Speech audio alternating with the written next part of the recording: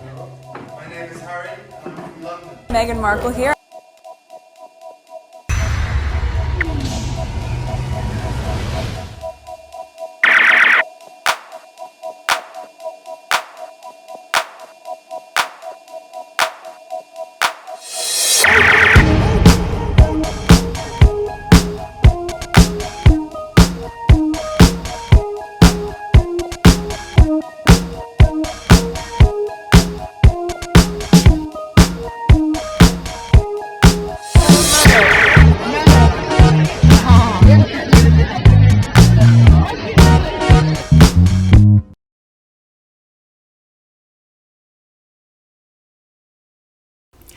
Today is October 25th, 2024. It is 3:08 a.m. Let's look at the backgrounds. I have a lot to share with you. 4,450 subscribers. I know there's one new subscriber. Welcome. $120.94. It went up. Let's see. By the time this video ends, I'll come back and see if it goes back down again. Analytics. Come on. Okay, 1,147 views in the last 48 hours. Let's go on Twitter. I have a lot to share with you. So yesterday, after I finish, I think I edit some stuff and record some stuff regarding the Sussexes and what's happening in Australia. And then I was starting to make a new list. And when I saw Mark Cuban and Kamala Harris, I was like, oh my God, I was so excited to record it and things like that. And I realized as soon as I finished edit whatever I was editing, and I was like, let me go take care of some stuff. I went to the gym, did some cooking, and by the time I was done, I was not in the mood to record. So right now I need to record these because I want to hear what Mark Cuban has to say. You know, the conversation between Mark Cuban, which is this one right here in the background. So I have about 15 tweets. They are about politics. Most of them are videos. I hope I go through them really quickly. I'll try to avoid as many, not to go too much into the comments, but there's one in particular I need to go into the comments because I was reading some of it and I made reference to what's going on in the UK. So I want to share that with you. All right, so let's get started. Okay, that's Kamala Harris headquarters who tweeted that, by the way. All right, at Mark Cuban, Trump has just lost it. Vice President Harris, he doesn't pay attention to the details. You can be president if you don't pay attention. Cuban, his policy make no sense. He's going to cause prices to go up. Vice President Harris, in response, Goldman Sachs, Moody's, the Wall Street Journal, and 16 Nobel laureates have examined mine and Trump's policies. They found mine will strengthen the economy. Trump's will weaken it, raise inflation, and invite a recession. The reason I really want to hear this is that Mark Cuban, I believe in the first Trump presidency, 2016, he said he voted for him. And I'm not sure his position in 2020, but this time around, he's going around in a business perspective. Okay, I spoke about him before on another video. He's talking in terms of business, how Trump's policy will not be good for the country. And the reason I sort of like his perspective, because this is where he's good at. He's a millionaire or billionaire, I don't know. So for the business people to hear him, someone who's very successful in the business aspect, to talk to them or let other people hear the perspective of them, because he had sat next to Trump. He had explained how Trump doesn't really listen, and if you flatter him, you'll get your way, but that's not the way things should work. There should be a basic or a standard where you go about things. Trump doesn't have that. Okay, if you flatter him, make him feel good, he's the biggest thing ever exists, then you get what you want. It doesn't work like that. And then good ideas will just fly by. Okay, so let's listen to this. It's 1 minute and 29 seconds. I get all that right. So here's kind of the angle I always look at tariffs. Yeah. I've known Donald Trump 25 years. He used to be okay on trade policy, but over the last 25 years, he's just lost it. I don't think he pays attention to the details, and you can't be president of the United States Unless you pay attention to the details. Yeah, that's fine if he wants to, just give speeches in random places for random reasons. But to talk about such significant policy like tariffs, much less foreign policy, he is applying a machete when a scalpel is what's necessary. It makes no sense to me. Very whatsoever. interesting. To me, I think Donald Trump is the... Very interesting, the analogies that she used. He wants to use a machete instead of a scalpel. Very interesting. Because it's much smaller, you could control it much better, and a machete you just chop away. Yeah, but anyway, let's continue. I would love to hear the entire conversation, but this is only 1 minute and 29 seconds. The Grinch that stole Christmas. This time next year, we're going to be thinking about Christmas presents for all of our kids. And if he puts a 60% tariff on everything from China, those prices are going up. And now all of a sudden, your vision of everything you wanted to have for your kids at Christmas is gone. Donald Trump just crushed it. And it's not just crushing people's Christmases. Those small companies that support communities, now all of a sudden, not only did their costs go up 60%, but their businesses were just shot. Right. He is going to put who knows how many small businesses out of business. Goldman Sachs, Moody's, Wall Street Journal most recently, 16 Nobel laureates have all examined our policies. Mine, as has been reviewed, will strengthen the economy. His will weaken it.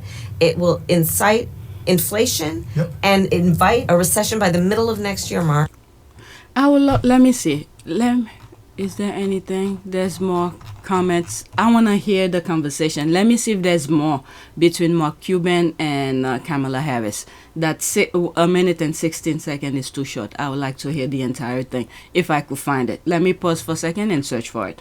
Okay, it wasn't hard to find. All I type is Vice President Harris and Mark Cuban, and there it is. All right. So there's plenty more. There's 6 minute plus, and there's smaller parts. 6 minute 12.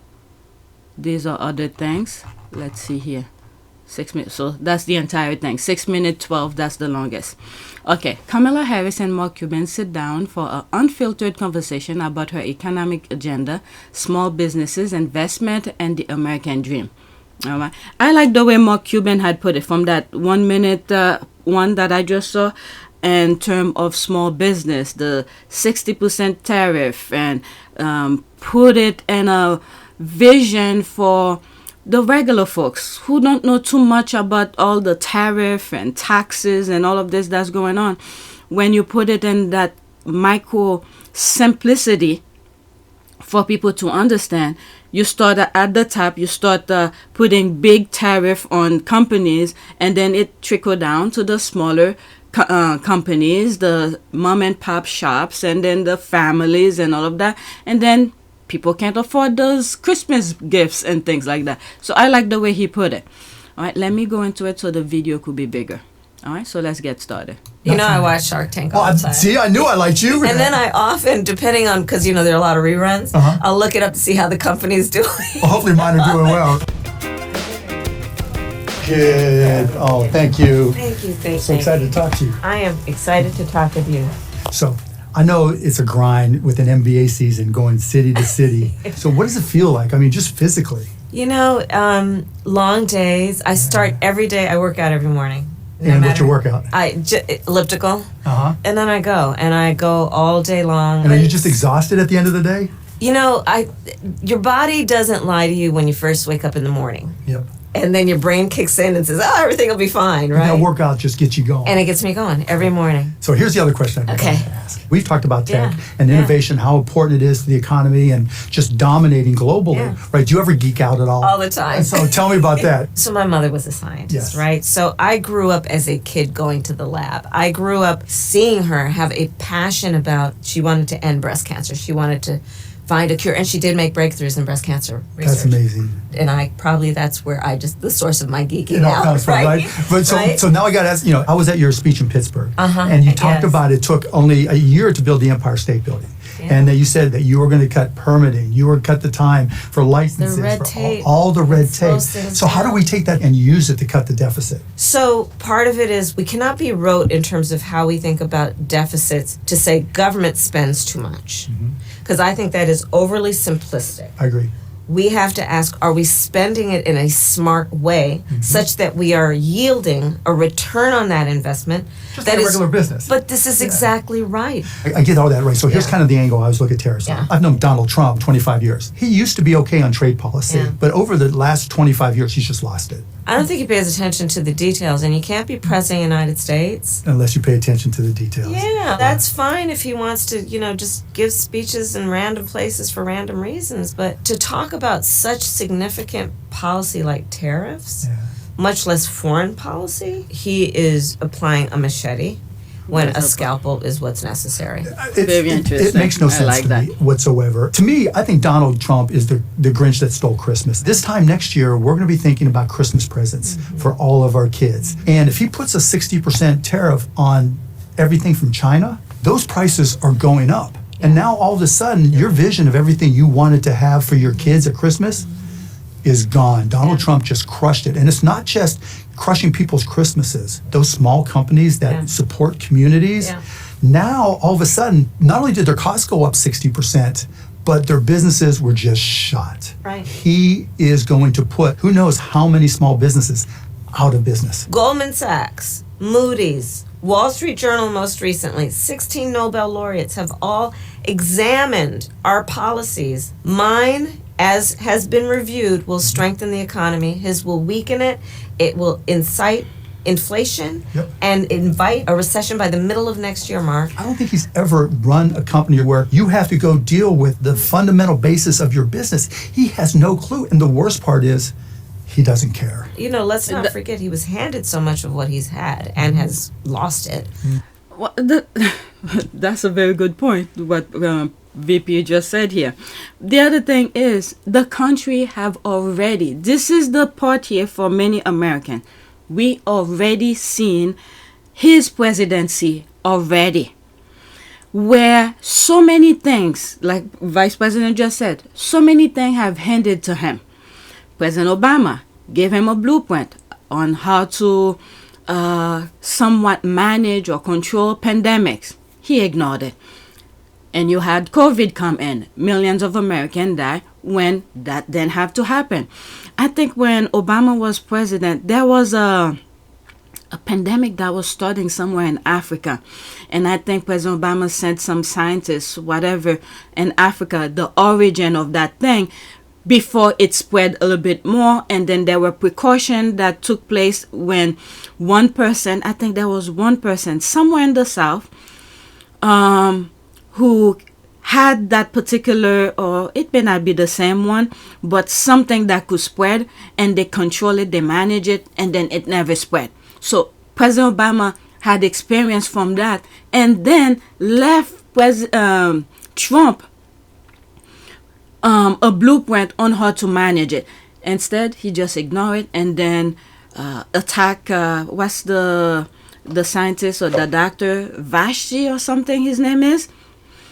It's just ridiculous. And then we could look at his businesses, so many bankruptcies and all of that. So anybody who, in the business aspect, who's voting for him just because they're going to get a tax break, I mean, this is temporary.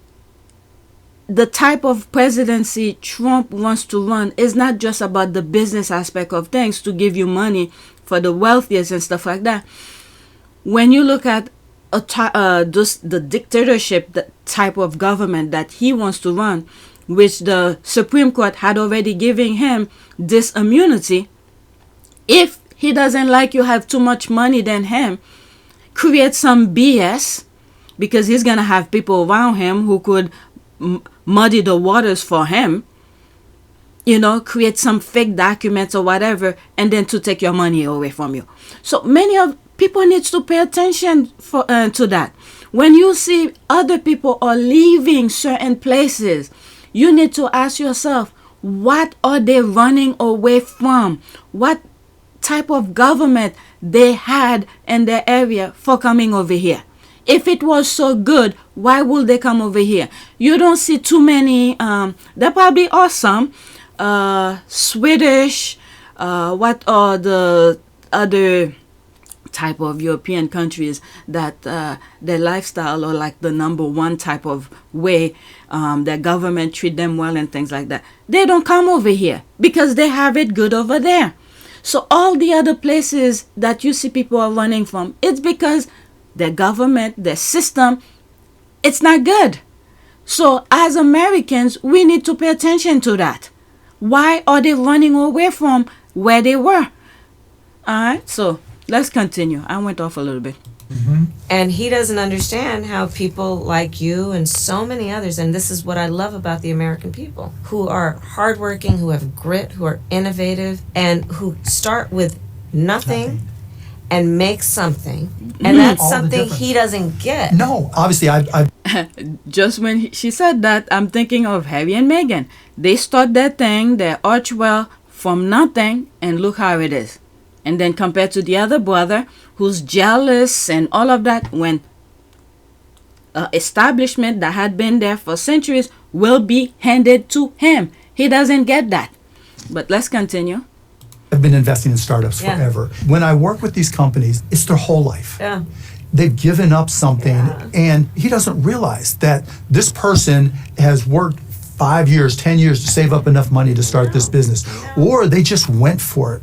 And he doesn't get that. And that's where the tax credit, and that's the other reason why talking about childcare and daycare, being able to have $6,000. So if you have a child and a newborn, you can keep on Buy working. a crib and a car Yes. seat. How are they going to actually afford, especially during that first year of the child's life? Right now, for so many of Gen Z, Gen X, the idea of the American dream is really elusive. It was tough. an older concept. It's tough. Yeah. And a big part of it being housing supply. We don't have enough. And so the prices go up. Yep.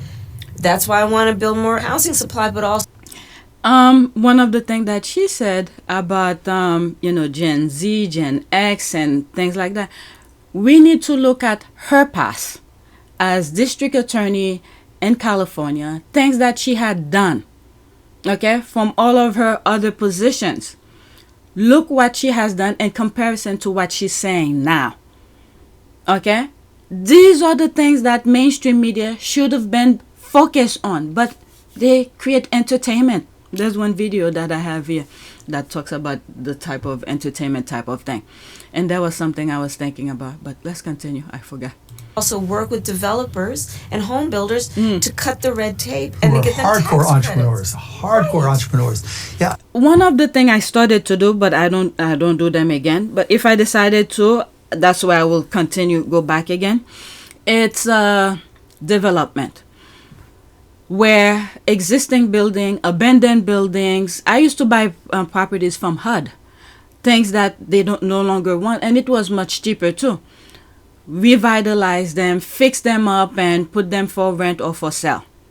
So that's another thing. Not just start, I like when the ground, the earth remain remain the same way. But if there are other areas that have been disturbed, that have been developed already, use those plot of lands to recreate, to build on it again. That's the way that I like, from an architecture standpoint. Okay. I think that is so important because, one of the questions I get all the time is about work-life balance. Yeah.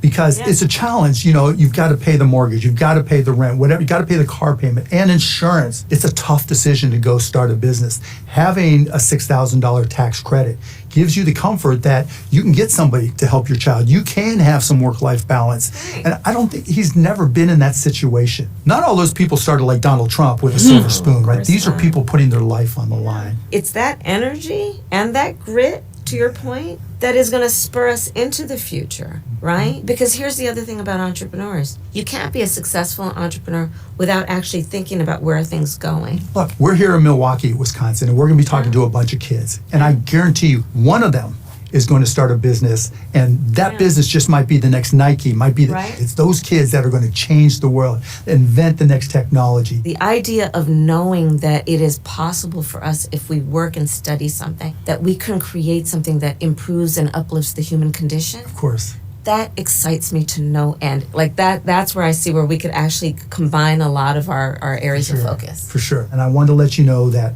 as an entrepreneur, as an investor, as a geek, the things that you're doing matter. I'm getting more and more people emailing me, calling me, saying, maybe she really understands what it takes to be an entrepreneur, what it takes to be successful. And I know you've committed to that, so it's awesome. Yeah, that's what I like about Mark Cuban and this aspect. You know, you see so many people don't just sit back and let Donald Trump scare the hell out of people from doing what needs to be done. So he's doing his part in the business aspect. He doesn't go too much into the personal aspect of things. I like the stance the way Mark Cuban took his stance and talking to people and make his voice heard on this election in the business aspect. I really respect him for that. All right, so there's some comments, but I'm not gonna go into it. You know, I watch Shark Tank all the time. See, I knew. I like what she said here, where she look into how the business is doing. Okay, I almost skipped one. Let me listen to it again, where she said, I like Shark Tanks. You know, I watch Shark Tank all the time. See, I knew I liked you. And then I often, depending on, because, you know, there are a lot of reruns, I'll look it up to see how the company's doing. Well, hopefully mine are doing well. All right, so that's that. Let's go to the next one. Okay, so this, again, I'm not gonna go into the comments because too many things. It's a retweet.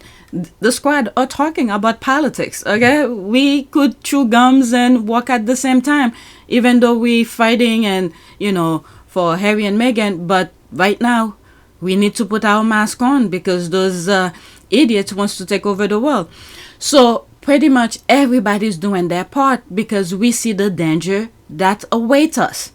So if we don't do our part, put the words out there, because mainstream media is not doing its job, giving proper information for people to make proper decision. So everybody is doing their part. Definitely, I have to give Midas Touch, that YouTube channel, prop to the T. They've been at it, exposing everything that's going on in the court. So if you want to know more about the politic aspect of things, this is the channel you should watch. While mainstream media just zip. I don't even know what they talk about anymore. All right, so this is Joe Diva, one of the squaddies who does the Baby Deranger. All right, so that's her. The fact that John Kelly allowed his taped conversation to be released says a lot. It won't change MAGA's mindset, but hopefully it will dissuade some Republicans and independents from voting for Trump. There was a podcast that I was listening to, and this person said something about, what's his name? Joe Starbo. I think that's his name. And this is the guy that I'm always telling you guys, I give him prop when he's a Republican.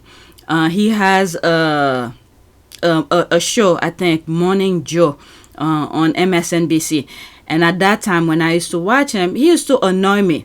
But he was the first one that I was aware of who literally said he doesn't recognize the Republican Party. And then he's no longer Republican. He's not going to vote for Trump. That was when Trump was in office and things like that. And I respect him for that. And then there was a podcast I was listening to yesterday. And it was Michael Steele, a former RNC, the head of RNC. Okay, when they were talking about how the Republican lies a lot. And they said Joe Scarborough was one of those who did not want to participate in the lie aspect of them. And then I guess this is why he didn't win some election or something like that. I don't know if he ran for office. But they specifically named him as one of those Republicans who didn't want to lie.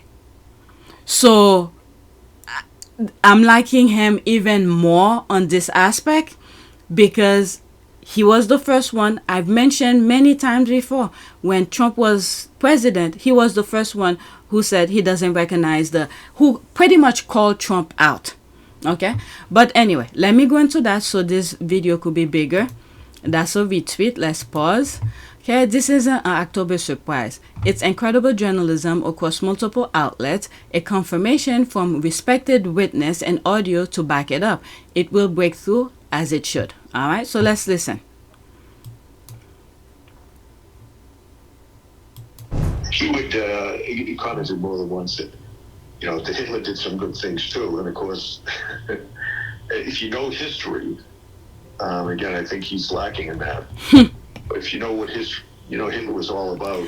And I think a lot of Americans are lack of history. And they purposely, okay, those government officials, those politicians, that's the word I was looking for, those politicians, especially the Republicans, they do that on purpose to prevent people, the Americans, from knowing their own history. Because if we knew, well, I'm putting we, but I know a little bit here and there, but if the majority of the people knew their history, how strong our history is, depending on the perspective, okay? Not all is good. They would understand the stake that their parents, their great-grandparents put up back in the days. But Trump, he's a German, so he's taking back to the German root. Let's continue. It'd be pretty hard to make an argument that he did anything good. So what would you say when he said to you that Hitler did a lot of good things? Well, I tell him that. I said, sir, if you first of all, you should never say that. But if you knew what Hitler was all about from the beginning to the end, everything he did was in support of his racist, fascist life, philosophy, so that nothing he did you could argue was good. It was certainly not done for the right reason. And but he would occasionally say that. What would he say when you would lay that out to him?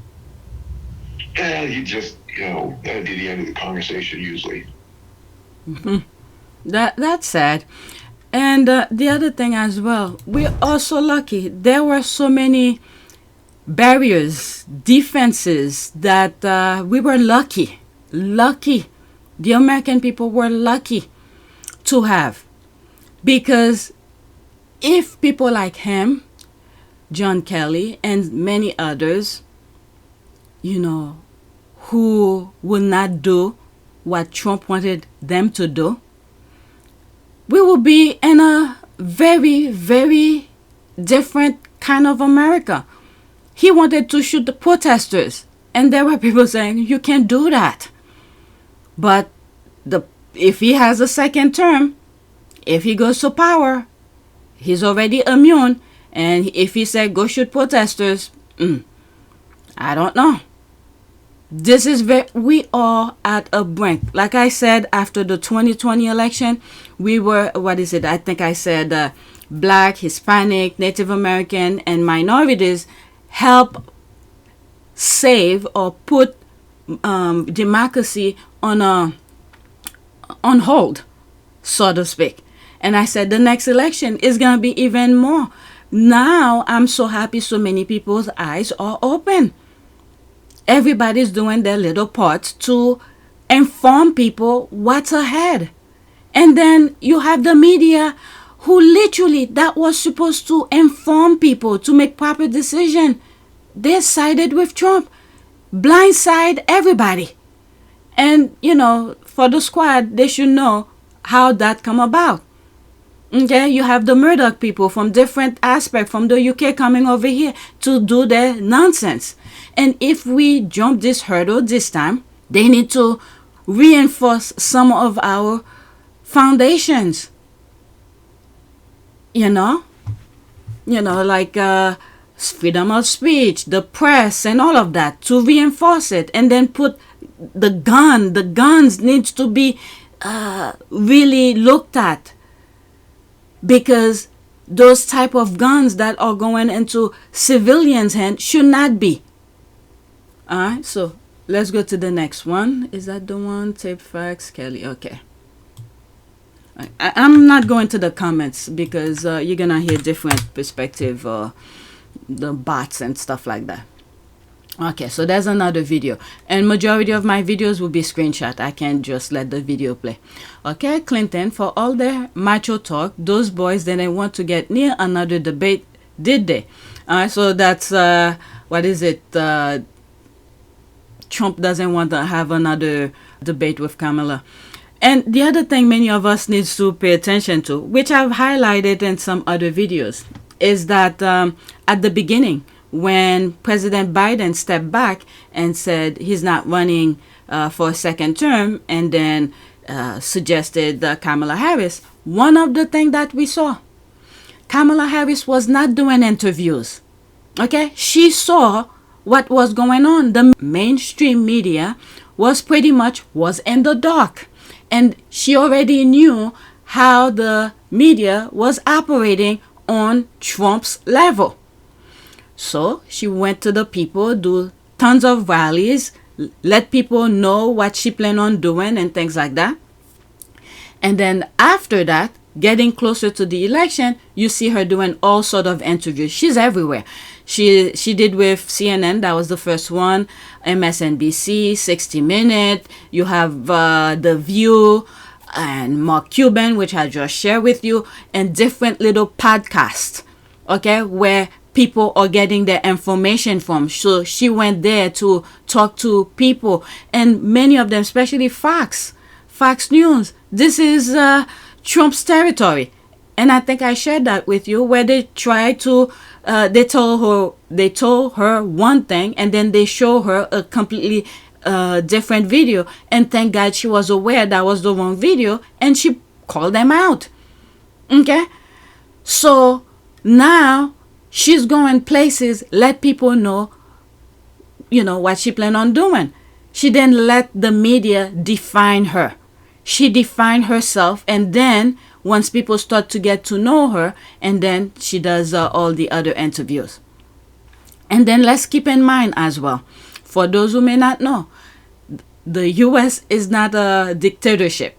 So if she does become president, many of the things that she suggested, the ideas that she has, many of them may not be possible, because it takes the House and the Senate. These are the lawmakers, okay, the lawmakers who make the law.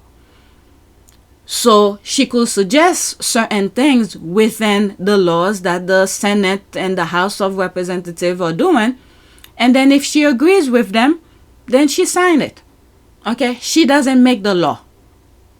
She could suggest, if she, let's say a bill come to her desk and then there are things in it that she doesn't like, she could send it back to them and said, look, I don't like this part. I need this to be added or remove this. And then both the houses, the Senate and the House of Representatives, need to be in full, complete agreement. And then that goes to her again. And then that's when she will sign it. Okay? So when people are saying, oh, you were there several years, you didn't do this, you didn't do that, she doesn't make the law. The president do not make the law. All right? And we see many of those politicians, they're not there to do things in good faith. They're there to, political points here and there, prevent things from moving forward, shut the house down, and all this crazy nonsense. Instead, there needs to be negotiation, discussion. Oh, you want this? But my district need this. I need that. This is how it's supposed to run. And I think President Obama gave someone credit. Is it from Milwaukee or something like that? That when they were doing ACA, I forgot, McCaskill or something like that. And President Obama said, well, she was the one who put this part into the bill. I think for young people could stay in their parents' insurance, health insurance until they're 26 or something. So President Obama pointed that out. So she, from her perspective, she felt like this needs to be implemented. You don't just shut everything down because you don't agree or you don't want this to happen for the country. You put your part in it. I want this to be in it because people from my district need that. People from my state might need that. This is how it's supposed to run. All right, but I hadn't even played this yet. Okay, it's only 23 seconds. And the one thing they decided not to do, for all their macho talk, those boys didn't want to get anywhere near another debate, did they? They asked for it. They didn't want Biden to look. I'm tough. Okay, let's have another debate. Oh, I don't want to do that. All right, so that's that. I don't want to go into the comments. Let's go to the next video.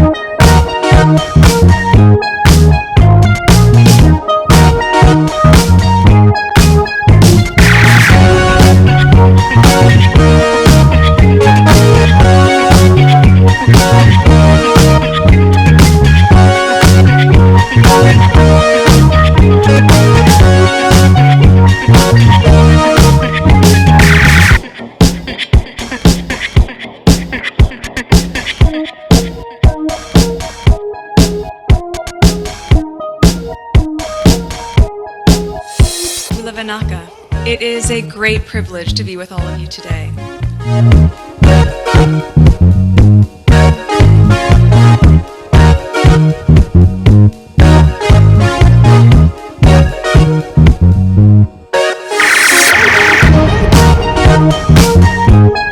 You know, we ask for forgiveness and please come back.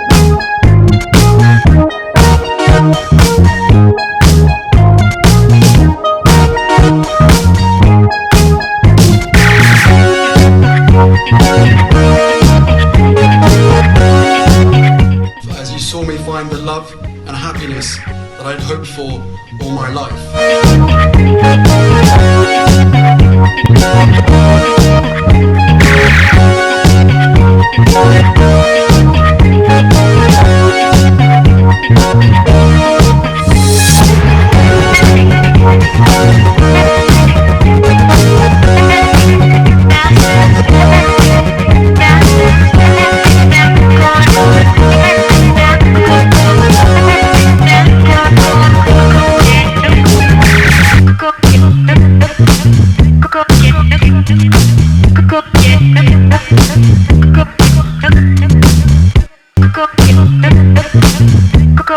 You are all in this together, and if I may speak personally, we are all in this together, because asking for help was one of the best decisions that I ever made. You will be continually amazed how life changes for the better.